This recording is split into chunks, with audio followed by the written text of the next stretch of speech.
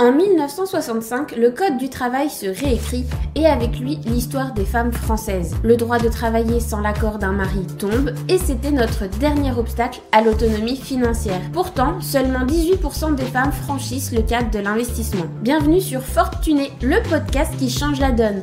Je suis Marion, ton hôte pour ce podcast. J'ai fait mon premier investissement à l'âge de 23 ans et je ne compte pas m'arrêter là. Et toi, es-tu prête à rejoindre le mouvement ? Bonjour à toi, cher Fortuné, ravie de te retrouver dans ce deuxième épisode sur la gestion des finances personnelles. Et forcément, on va parler d'épargne de sécurité ou de coussin de sécurité. C'est hyper important pour dormir sur ses deux oreilles. Surtout si tu es intéressé par l'investissement, il est essentiel d'avoir déjà l'épargne de sécurité pour pouvoir dormir sur ses deux oreilles. Avec le temps, tu finiras par peut-être mieux me connaître et du coup tu vas vite comprendre. Chez moi, on mange correctement et on dort bien. C'est la base. Sans ça, je suis de mauvais poil et je ne te souhaite pas de croiser mon chemin. Alors imagine, si je n'avais pas eu d'épargne de sécurité cette année, avec tout ce qui s'est passé, et je serais ravie de t'en parler puisque aujourd'hui je suis fière de ma situation financière, mais très honnêtement, si je n'avais pas veillé à avoir une bonne épargne de sécurité avant de me lancer dans l'investissement, cette année aurait pu m'envoyer tout droit aux enfers. Donc pour moi, l'épargne de sécurité, c'est hyper important, je la porte grand dans mon cœur, je la réévalue aussi très souvent, j'y apporte vraiment énormément d'importance. Donc, que tu sois déjà bien avancé dans ta route financière ou que tu commences tout juste à penser à ton épargne, cet épisode est essentiel pour comprendre pourquoi et comment constituer une épargne de sécurité solide. Alors c'est parti, on plonge directement dans le sujet, monte le son pour ne rien louper. Tout d'abord, qu'est-ce que l'épargne de sécurité ? Parce que c'est vrai, je pars du principe que sur ce podcast, on doit partir de zéro, comme si tu n'avais jamais entendu parler de thunes de ta vie, ce qui en France, finalement, est très probable, puisque c'est très tabou de parler d'argent. Donc, on va reprendre ce concept simple mais tellement essentiel. Qu'est-ce que l'épargne de sécurité ? C'est une somme d'argent qui est mise de côté pour couvrir les dépenses imprévues ou les urgences. Par exemple, si tu as une perte d'emploi, ça te permet de couvrir tes frais habituels le temps de te remettre dans un nouveau job, de retrouver un nouveau job, de faire une reconversion, en tout cas de ne pas te retrouver à la rue du jour au lendemain parce que tu as perdu ton job. On peut également tomber malade. Alors c'est vrai, en France, on a un bon système de soins qui te permet un remboursement, mais pour la majorité, il faut quand même avancer certains frais médicaux.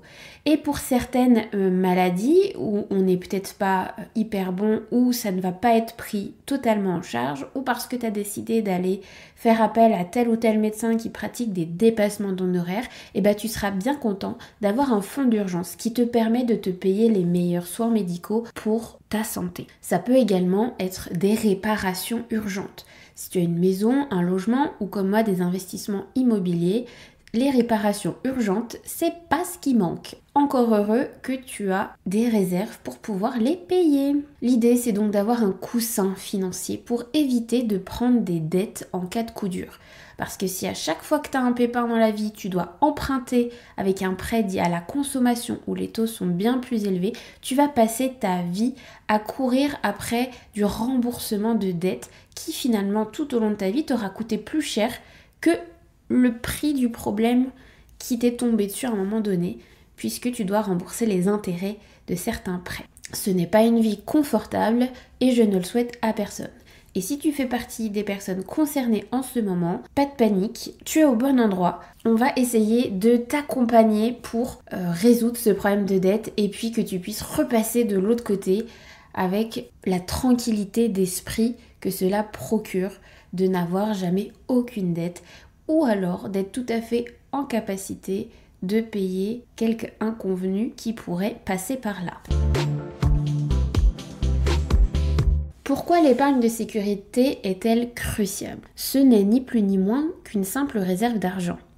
C'est une bouée de sauvetage financière. Sans elle, une urgence inattendue peut rapidement se transformer en crise financière, te forçant à contracter des dettes, à puiser dans des économies destinées à d'autres objectifs. De plus, savoir que tu as une épargne de sécurité peut grandement réduire ton stress financier. Je vais t'expliquer un petit peu ce qui m'est arrivé cette année dans mes biens immobiliers. Énervée de ne pas avoir pu avoir mon prêt bancaire la première fois parce qu'on estimait que j'étais une jeune femme et qu'il valait mieux que j'achète ma résidence principale, et là ils étaient tout à fait d'accord de me prêter l'argent, mais pour un investissement immobilier, finalement, ils comprenaient pas trop le délire et ils m'ont dit non. Ils m'ont fait louper un super deal. Puisque c'est ça, je me suis dit, ok, je vais faire la cruche et puis je vais dire que je veux avoir un enfant, voilà, que je veux investir dans mon premier appartement pour y habiter. Et j'ai fait le coup dans 2 banques différentes. Finalement, elles ont accepté toutes les 2. Donc sans aucune difficulté. De toute façon, je savais très bien que je pouvais avoir accès à ces crédits, j'avais de quoi largement les payer.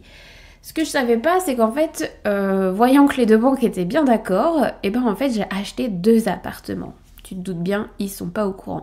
Et je savais encore une fois que je pouvais payer les 2 crédits si jamais il y avait des problèmes. Et c'est ce qui s'est passé. Dans le premier appartement, 9 mois de retard, de travaux, tout ça pour dire qu'à la fin, là, ça y est, c'est enfin terminé. Je ne peux toujours pas le mettre en location pour des travaux de plomb qui n'ont pas été réglés durant cette année de travaux par la copropriété, alors que ça aurait dû être fait depuis très longtemps. Personnellement, je ne me vois pas mettre un locataire alors que l'eau peut poser des problèmes de santé. Étant dans le corps médical, pour moi, c'est impensable. Bien que les personnes vivent toujours dans ce bâtiment et cet immeuble, moi, je ne m'y résous pas. Impossible. Donc, pour l'instant, ça va être vite réglé, mais pour l'instant, il ne veut toujours pas être réglé. Je dois donc assumer le prêt de ce bien en entier de mon côté, en plus de mon loyer. Problème de dégâts des eaux dans le 2e appartement, ce qui m'ampute une partie, et encore une fois, de loyer, puisque l'autre c'est une colocation, donc j'ai une chambre qui ne peut plus être louée. C'est quand même un gros manque à gagner. Donc il faut assurer des 2 côtés. Une situation pareille, ça peut être une descente aux enfers totale si tu n'as pas de coussin d'urgence. J'ai personnellement le salaire pour le faire, mais ça aurait été tout à fait normal de ne pas avoir ce salaire pour le faire, parce que là, il faut quand même de bons revenus pour pouvoir assumer et son loyer, sa vie du quotidien et de prêts immobiliers. Heureusement, je sais aussi que j'ai ma bouée de secours, que j'ai toute mon épargne de mise à dispo qui peut me sauver la mise. Et tu sais quoi ? Oui, tous ces problèmes, c'est de la charge mentale, c'est énervant, on se demande toujours pourquoi ça tombe sur soi. La vérité, c'est que dans la vie, rien n'est tout rose, rien n'est tout beau. Il y a toujours un pépin qui te tombe dessus quand tu t'y attends le moins. Et parfois, les pépins attirent les pépins, c'est-à-dire qu'ils tombent tous en même temps. Tu sais, il peut pas se lisser pour que ce soit moins douloureux à payer. Non, tout tombe en même temps, parce que sinon c'était pas drôle. Mais en fait, je dors bien, je dors très bien. Mon hygiène de vie personnelle n'a pas du tout changé, parce que j'avais cette épargne de sécurité, parce que je n'avais pris aucun risque financier dans ces investissements. J'avais bien calculé le coût, et ça c'est hyper important. Alors même si toi t'es pas dans l'investissement immobilier, si toi t'as fait des investissements ailleurs, mais avec de l'argent que si tu le perds ou s'il est momentanément indisponible, ça ne va rien changer à ta vie en cas de coup dur. Ça, c'est le bon état d'esprit. Si toi tu dépenses absolument tout ce que tu gagnes chaque mois et que tu mets rien de côté ou que très peu, au moindre coup dur, tu peux te prendre effectivement une claque monumentale. Donc il est urgent de faire de ta priorité numéro 1 la construction de cette épargne de sécurité. Bon alors maintenant tu vas me dire d'accord, mais en fait combien ? De combien on se parle ? Combien est-ce qu'on devrait épargner ? À quelle somme je peux dire ok c'est bon, j'ai mon coussin de sécurité, j'arrête, maintenant tout ce qui déborde ça va plus en épargne, ça va en investissement par exemple. Très bonne question. En règle générale, on dit que c'est intéressant d'avoir 3 à 6 mois de dépenses de vie dans ton épargne de sécurité. Mais ça va dépendre aussi de ta situation personnelle. Si tu as un emploi stable, peut-être que 3 mois suffisent. La loi protège beaucoup les employés français. Si en plus de ça tu es fonctionnaire, laisse tomber, tu as énormément de sécurité. C'est vrai que tu n'as pas forcément besoin d'avoir autant de réserves que d'autres. Si tu es freelance et que tu as des dépenses plutôt élevées, vise franchement plutôt 6 mois. 6 mois, c'est vraiment safe. Même les autres, si vous avez l'opportunité de faire du 6 mois, faites-le. Personnellement, moi, c'est ce que j'ai. Mais quand je vois un peu mon rythme de dépenses, mon niveau de vie, moi, je serais quand même, et en tant que femme, intéressée d'avoir un petit peu plus. Voilà, entre 6 mois et 1 an, enfin voilà, 9 mois, je me dirais que ça me plairait bien. Mais voilà, ça, c'est un avis très personnel. Franchement, si déjà vous arrivez à avoir 6 mois de côté auxquels vous ne touchez pas ou qu'en cas d'urgence et puis dès que vous avez fait une dépense dedans, vous essayez de, au plus vite, en faisant ce qui est possible, de le remplir, c'est déjà très bien. Pour ça, voilà, tu vas évaluer tes dépenses mensuelles et tu vas ajuster en fonction de tes besoins.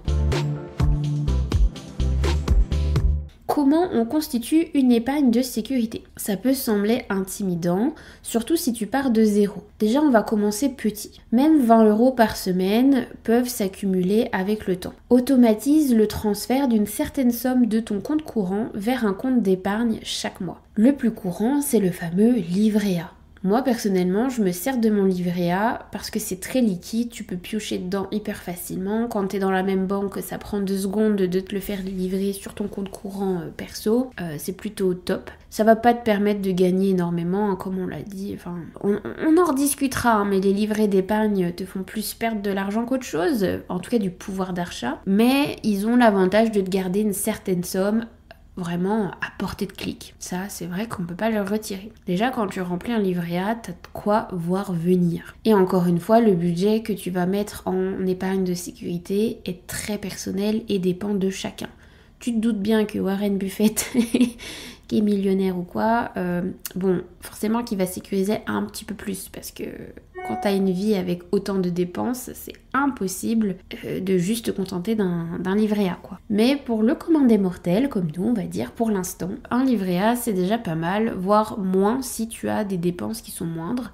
Et si, comme moi, tu commences à avoir des dépenses un petit peu plus élevées, ça pourrait, ou en tout cas, moi je suis indépendante, donc j'ai aussi une situation financière qui, je sais, pourrait ne pas se révéler stable. Il suffirait de vouloir un enfant, puis ça va être la cata au niveau financier. Donc tout ça, personnellement, ça s'anticipe. C'est pour ça que je pense à mettre plus que 6 mois d'épargne de sécurité dans mon épargne de sécurité, tout simplement. Mais voilà, encore une fois, faut l'adapter. Mais comment constituer une épargne de sécurité? La base, c'est que tu vas aller dans ton application bancaire, tu vas décréter c'est combien d'euros que tu peux te permettre de ne pas dépenser, qui peut aller dans ton épargne, quel est l'objectif, dans combien de temps tu veux arriver à remplir cette épargne de sécurité, et du coup ça représente quelle somme.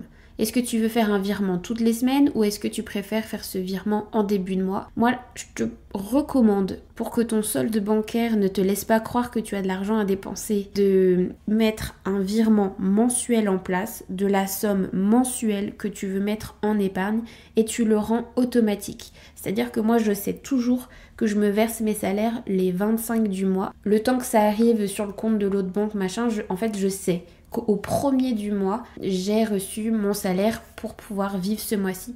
Donc je sais que le premier de chaque mois sur mon autre banque, j'ai mes virements automatiques qui se mettent en place. L'un pour rembourser le prêt, l'autre pour l'épargne de sécurité, l'autre pour aller sur l'investissement en crypto. Enfin voilà, tout est chez moi très automatisé. Je n'ai rien à faire, je n'ai pas à y penser. L'argent se dirige tout seul comme un grand vers le compte qui lui est dédié, ce qui fait qu'en fait au premier du mois quand j'ouvre mon compte, je sais très bien combien j'ai d'argent que je peux dépenser ou pas, puisqu'en fait tout le reste, tout ce qui est en épargne, tout ce qui a été la priorité numéro 1 est déjà parti ailleurs, s'occuper de mes investissements ou quoi aux caisses. Donc en fait une fois que tu as fait ce travail là et que tu as tout automatisé, t'as plus rien à faire. Et encore une fois, fais des ajustements de ton budget pour libérer plus d'argent pour ton épargne. Si jamais t'as dû taper dedans, tu vas reprendre toutes tes dépenses et tu vas regarder celles qui sont essentielles et non essentielles. Puisque remettre de l'argent dans ton épargne de sécurité doit être ta priorité. Maintenant, voyons un peu comment maintenir et gérer l'épargne de sécurité. Une fois que tu as établi ton épargne de sécurité, il est important de la maintenir. Si tu dois l'utiliser, fais un plan pour la reconstituer. Et si ta situation financière change, disons que tu obtiens une augmentation, pense à ajouter le montant de ton épargne de sécurité en conséquence. Garde cette épargne strictement pour les urgences et résiste à la tentation de puiser dedans pour des dépenses non essentielles. L'épargne de sécurité est un élément fondamental de ta santé financière, tu l'auras compris. Elle te donne la tranquillité d'esprit, la stabilité nécessaire pour faire face aux imprévus de la vie. Rappelle-toi, l'épargne de sécurité n'est pas une option, mais une nécessité. Ça doit être ta priorité number one. Et voilà, c'est tout pour aujourd'hui sur Fortuné. Un immense merci à toi, chère auditrice, qui est restée jusqu'à la fin de cet épisode. Ton soutien et ta présence sont le cœur battant de ce podcast. Si tu as aimé notre voyage d'aujourd'hui, prends un moment pour laisser un avis sur Apple Podcast ou Spotify. Tes étoiles et tes commentaires aident Fortuné à rayonner et à atteindre d'autres femmes incroyables, comme toi, désireuses d'embrasser leur indépendance financière. Et parce que ce podcast est le tien autant que le mien, je veux savoir quel sujet brûles-tu de découvrir dans un prochain épisode? Quelles sont les questions qui te tiennent éveillé la nuit? Partage tes idées et questions et ensemble construisons les prochaines étapes de notre aventure financière. Je te donne rendez-vous demain pour un prochain épisode. D'ici là, sois forte et tunée. Bye!